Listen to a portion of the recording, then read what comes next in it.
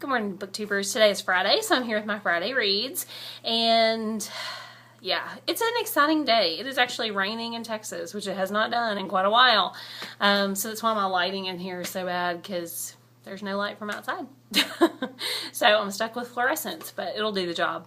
So the first thing that I am reading, that I've been reading this week, and that I will continue to read this weekend, is The Historian by Elizabeth Kostova.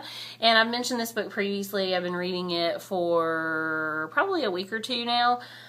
It is a long book, almost 700 pages. I'm reading it for the RIP 8 reading event, and we're leading a discussion on it. And so the first discussion is on Monday, and it's for roughly half the book, the first 41 chapters.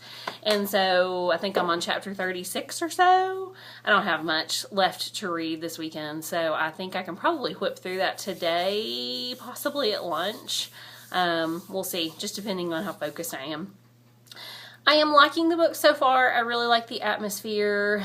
It's sort of, dark and a bit claustrophobic, because we have these main characters who are being pursued by what appear to be vampires. And it's the contemporary world, and there's a lot of switching back and forth to letters from the protagonist's dissertation advisor, who's also been like a mentor to him.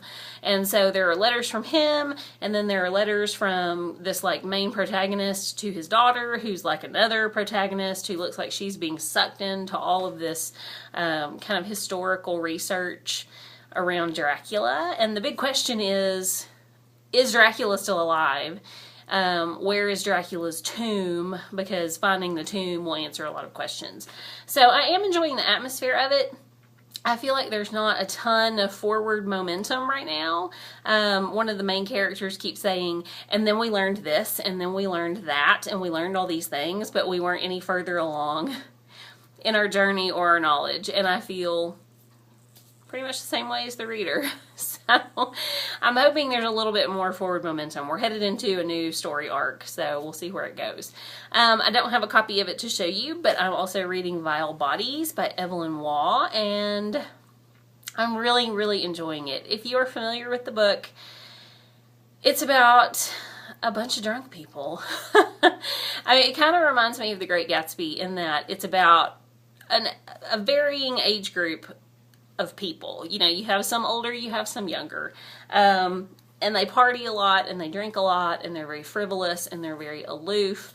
And the first chapter, I just had to get into the cadence of the language, and then like the second and third chapters, I was going, is this it? Like, they're just drunk all the time and ridiculous? This is really going to get on my nerves. But the more I think about the cultural, historical, social context of it, that they have come out of World War I, and this is like a reaction, this frivolous lifestyle and this aloofness is sort of a reaction to that big heavy thing. If I think of it in those terms, it's really interesting, and I'm looking forward to seeing where it goes. I'm still relatively new to the novel. I mean, I'm only like in chapter 4, so around about 40 pages. So yeah, it's not terribly dense. I mean, like I said, it takes a little bit to get into the cadence of the language, but if I can stay in it and read it in bigger chunks, it won't take me long to read. So hopefully I can read that by the end of the weekend, especially if it's going to be rainy and disgusting out. Then that gives me an excuse to curl up with a coffee and a blanket, and my fiance will be here this weekend, and so hopefully we can settle down and read. So yeah, The Historian by Elizabeth Kostova, Vile Bodies by Evelyn Waugh. Two ends of the spectrum, I suppose. So yeah, it's a good Friday reads around here. So I hope you're all having a great Friday. I hope you're reading some good books, and I can't wait to see what you have going on for the weekend. Y'all have a good day. Bye.